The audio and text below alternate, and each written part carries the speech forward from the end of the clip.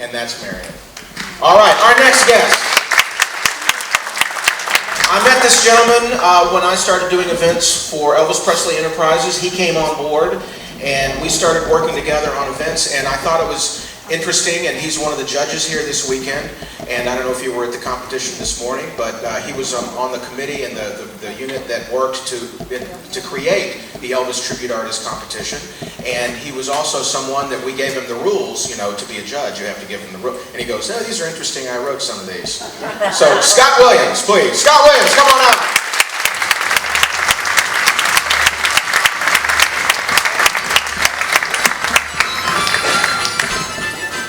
I gave you Big Boss Man as your entry music. Excellent. So that's a great one. Hi, everybody. You worked for EPE. How long were you with EPE? 12 years. 12 years. You went through a lot of events there, and I'm just gonna. You sent me some great images, and I wanted to just kind of get your stories on some of these images. And they're on the screen behind you, and you can see them there. And there's your name, right? Scott Williams, right there. See that? That's my name. That's you. Tell me about the Collectors Club. Yeah, are any of you out there former Collectors Club members? Excellent. We're looking for ways that we could bring Elvis online and bring the fans together digitally. And so it started off being called the Collectors Club. And so originally the idea was these would be people who would be Elvis fans but would also collect things. But it sort of morphed into, we had a message board. How many of you were on the message board back in the day? This was pre-Facebook and the way people communicate now. And so it was a way for everybody to come together and meet each other because, you know, you're from all over the world and you come to Graceland, you know, during Elvis Week or other times of the year. And so this was a way for us to have everybody communicate with each other. And we ended up developing some incredible friendships amongst people that are here today. They're probably friends of myself and some of them. And it was just, it really ended up being an amazing example of what the power of Elvis fandom is really all about. And it was an interesting time too, because like you said, there was no way for all of us. We were all out there individually. We were all, I always tell the story, we were always known as, oh, you're one of the Elvis people. So all of us were representatives of Elvis in our little communities, and we didn't realize there were other people just as crazy as we were out there. And so that was one of the first places that really brought them all together. Right, and we didn't really, we didn't really know anything about organic marketing or anything like that. We just threw it out there to see what would happen. And it just became a huge success and something where everybody just loved it. Much bigger numbers of people became Collectors Club members and then later Elvis Insiders. And, we just had a great time. It was a great aspect of the whole organization. So then you know that we're all out there and we're all looking to get together. So you guys come up with the Elvis Cruise. The Elvis Cruise was also an outgrowth of the whole ETA experience as well, because we were looking for ways that we could all come together in places other than just always Graceland. And so an Elvis Cruise, other people were doing Elvis Cruises, and so we decided to see how it would work.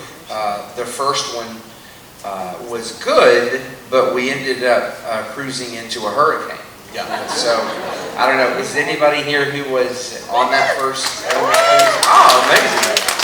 So, you'll have your luggage home like next week.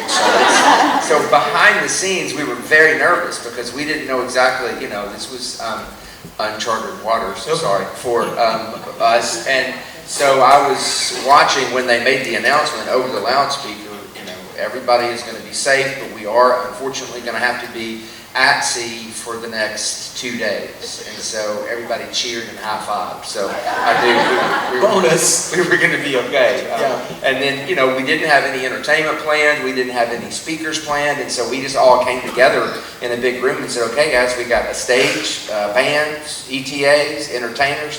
And I think this is the second or third one. Yeah, I'm looking at the image. I can see DJ James Burton. I can see Maestro in the center, Terry Mike Jeffrey and his family, Glenn D, Terry Blackwood, Joe Mosqueo, Ronnie Tutt. I mean, you got some great people. I see you up there in your green suite. Andy Childs. Oh, there's Jerry Schilling.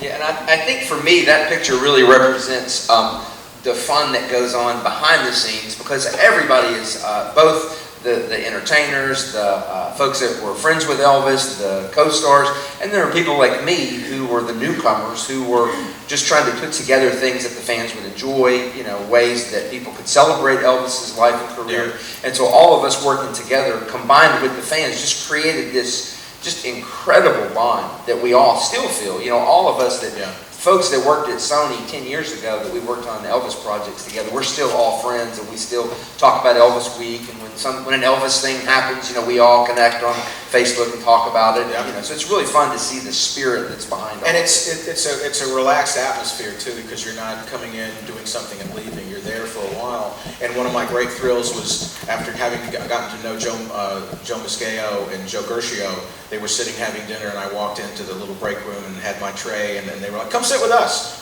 I'm like, "Ooh, I'm sitting with the Joes. That's pretty cool." Right. Now, right here, this is something really cool. Elvis back in New York. Tell us the story. Sure. Of, so this was. I'm jumping around time. That's okay. Yeah. No. Of course. Elvis in concert and Elvis on the big screen that Stig and Gary Hovey and all of them worked on. I just got to be the little guy in the back of the room that tried to help out where I could. But that's an experience that I know most of you hopefully have been able to go to see Elvis on the big screen and see the concert. There really is nothing quite like seeing Elvis. Many of you, I'm sure, saw Elvis in person, so for you, there's no comparison to that. But for those of us that weren't able to be able to experience that, like in New York, Radio City Music Hall, those were some amazing experiences. Yeah, and there's just that experience of, because we spend so much time at concerts looking at the big screen anyway, because we can't see the performer. So this was all the guys there, and I remember asking Ronnie Tutt one time about it, because Ronnie kind of ran the show with the click track in his earpiece of starting the song off on time, and I asked him, I said, what do you think when you look at the video of that? He goes, "I don't see Elvis, I see me 35 years ago." That's right. Because the guys are, they see themselves. The way that they would edit it together when you're in the audience, you honestly would be looking for Elvis, because because they would intercut the guys today. Like if James did a solo, James came up on the big screen. Right. Yeah. No, it was and I got to do a lot of it, unfortunately, and so it was really amazing to get. I call it reverse karaoke. Everything is there except the voice. Right. Exactly. Yeah, no, it was nothing quite like it. And the entertainers themselves and the musicians who traveled with Elvis would oftentimes trigger memories and trigger discussions, and so it was very fun to be a fly on the wall just to get to listen. Now, there was another event that happened, another show that happened in Vegas, the Viva Elvis show. Yeah, this was, I was blessed to be able to be part of the team that worked on Viva Elvis, and one of my favorite memories from all of my years with EPE was when we went to run-through of Viva Elvis, and so I happened to be sitting next to Priscilla, and so I was going to hold the flashlight for her so she could take notes. And it was amazing as people would be, you were an Elvis fan if you got invited to this. And so people would be, sitting way in front of us, and they would just kind of turn around and look, and they would be like that because they saw Priscilla. And so then they would slowly lean over and say, "I think I saw Priscilla." And then pretty soon the whole theater was turning around. It was quite an experience. It was an interesting show too. It was it was Cirque du Soleil, so everybody's in the air and rolling around and doing all that stuff. But it was great to hear. I think the best thing that came out of that show for me is being able to hear the Viva Elvis remix of the songs. Right. The songs. Those live now forever. Right. The songs were incredible, and back when I was working there, it was really exciting to see how are we going to take Elvis's name, image, and likeness and the body of work that he created, what's right around the corner. We never knew what kind of exciting, whether it was a Broadway play or a Cirque du Soleil show, or, his career and the body of work that he left behind is so malleable in many ways that you can apply it to so many different things. And you can make plans of what you're going to do and what you want an event to be or a show to be or a promotion to be, but the fans really decide how well that's going to work. Absolutely, absolutely. And also, you can, when you're doing live entertainment, you can make the best plans, and then at some point you sail into a hurricane. And you just have to say, "Okay, guys, we got 2 days of entertainment to put together." As long as you don't run out of liquor, that's fine. That's exactly right. All right, and then you worked with Elvis Lives, the Elvis tour with tribute artists. That was another outgrowth of the whole Elvis tribute artist world. So, as many of the fans know, there was a while where the estate didn't really work with Elvis tribute artists, and they didn't really know how to approach that whole world. There are some that are fantastic. There are others who, are not as professional, and so it was up to me and a few other folks. We got to travel around and see all kinds of live Elvis-inspired shows and figure out how we should approach. And after we had some successful Elvis tribute artists contest and the whole Ultimate program, there was we were approached by these guys, and they had the great idea of putting the 3 winners on the road in Vegas, and then from Vegas on the road. So it was really a great show. And for me, the biggest fun was always the audiences and the fans, and just the energy crackling through the air. And I think that's what's interesting, because we are in the Elvis world, and we go to these concerts, and we know the tribute artists, and we know a lot of them personally. But it's when you can take Elvis to the Fox Theater in Atlanta with 3 of the guys, that now Elvis fans who maybe haven't seen a tribute artist, they come and they may have feelings one way or other, but when they see the show, it's kind of an opportunity to just kind of sit back and remember, oh, this must have been, I always say, if you got to see Elvis, maybe there's a moment in the show that you're like, ooh, this is what it was like. Right. And if you never got to see Elvis, well, this is as close as you're going to get. And it's a great way to introduce somebody to Elvis's work. People who maybe haven't heard, if they, the place I work now is all about discovery. And so, the same kind of thing with this, more about Elvis, and to download more music and to really get to know Elvis Presley. Yeah, and the show, like you said, it had all the eras. There's Dean Z with the '68 comeback, and then there's Bill Cherry with the '70s Elvis. And so it had a little bit of all the pieces of the Elvis puzzle. And you sent me one picture that I wanted to show everybody, and I think I know the story of this picture, but all I can say is, after you see who he's with, look at the smile on his face. That is Scott trying to be cool. Yeah, I couldn't resist throwing that in there. You see she's wearing an Elvis-inspired jumpsuit. This was when we did the Tennessee commercial. She's not wearing it like Elvis did. We were doing the Tennessee commercial with Elvis and Dolly in the car, and before a celebrity comes in the room when you're getting ready to do a shoot, there's a little bit of nerves. Like, everybody wants to make sure everything is just right, and nobody knows what's going to happen. And the people keep you informed. Okay, Dolly is 10 minutes away. Dolly is 5 minutes away, and there's a bit of nervousness. And then, okay, Dolly is here. And then everybody was just like, what is going to happen next? And so the back door threw open, and she took 3 steps in, and she goes, thank you very much. It was great. Because you forget that they're Elvis fans too. Oh, absolutely. She's a huge Elvis. And you've all heard the story now of, I Will Always Love You, that Elvis wanted to record, but she wouldn't give up the publishing to Colonel Parker. So she told me that story that day. So it was really fun to hear it right from the Dolly's mouth. Yeah, she stood up to the Colonel, which was kind of cool. And I love this picture of the early days. That was one of my first visits was to Collingwood, and we weren't quite in the Elvis tribute artist business yet. And my gig was to try to get enough data to take back to the mother church. And they were having the Guinness Book of World Records most Elvis tribute artists singing at one time.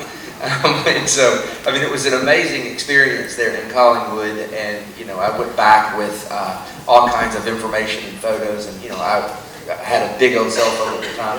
I'm calling back to Memphis and saying, you're not going to believe what I'm seeing. And the first, 2007 was the first official EPE contest, and I got to judge that, and I think I judged 3 years, 7, 8, and 9. Yeah. And then I realized I wanted to hang out with these guys, because when you're a judge, Scott was always about, you have to sequester, you have to be sequestered. Right. And I don't want to be sequestered. We were very much, we knew that we were setting precedent.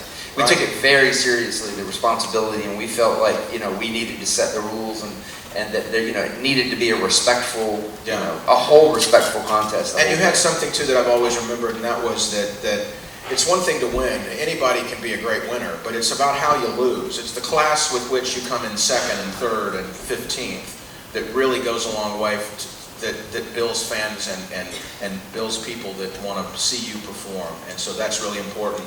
And you were at EPE all those years, and it's all about friendship, and it's all about people that you work with. Sure, yeah. I mean, I think the relationships, and I've talked to a lot of other people that worked there before too, the relationships really are the most important things. This is Carol Butler. She was my partner in many crimes, you know, as we traveled the country together.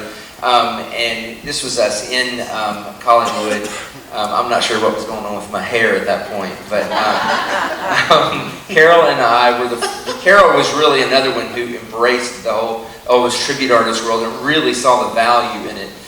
She was the vice president of licensing, I guess, in those years, and she passed away maybe 4 or 5 years ago. I can't remember how long it's been now, but she's no longer with us. But when I'm here, I keep thinking, man, she would love all this. Yeah. She would love to see, you know, all this, how it's grown, and how all the tribute artists, and she would just get a big kick out of it. Well, for you to be so involved in the beginning of the tribute artists and then to be away from Graceland now, you went to the museum for a number of years in Washington, and now you're back in your home state. At Union City, Tennessee. That's Discovery Park of America. Come see us. Yes. But it must be interesting now to come back into the Elvis world and see kind of what you helped create. Especially this weekend in Tupelo. Yeah, I mean, it's very fun to see, you know, what we had hoped is that we would be able to recognize the tribute artists that were best examples of Elvis's, you know, career and charisma and a tribute, you know, a true tribute to him. And so it's great to see that has happened, and that those guys do, and also provide a stage for anybody who wants to pay tribute to Elvis. You know, and I see it with young kids, 5, 6, 7 years old. Absolutely, the next generation of Elvis fans are out there, and it's because of, you know, those kids go see those tribute artists, and that's Elvis. Right. They're loving the music, and it's just like you said, it's all about relationships. There you go. And yeah, Joey Sulopek, the longtime host of the Elvis Tribute Artist Contest. He also has another job as a weatherman, but in the Elvis world, he's Joey that hosts the ETA contest. That's right. He just does the weatherman thing to pay for his Elvis fanship. Yeah, exactly. Because Joey's a huge Elvis fan. And then I don't know what year that was, but that's me. Then we were out. I think we were out by that over covered area there. Yeah, like the little pavilion. Yeah, a little pavilion. Close to where I think that was the first year we had the tent.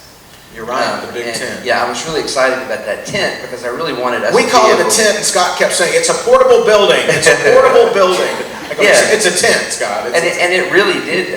You know, my hope was that we could be all close to Graceland and be right there and keep everything. So you know, they have that. They have certainly much better than a. It's a permanent building now. Yeah, they have a lot of really nice stuff now. Well, we appreciate all that you did all those years, and I'm so happy you're in Tupelo this weekend. I hope you're having fun and hanging out with the fans and the pressure. It's not easy being a judge, is it? It's not. I'm taking it very seriously. Yeah, you know what you're looking at. Scott Williams, thank you for being here at the Lyric Theater.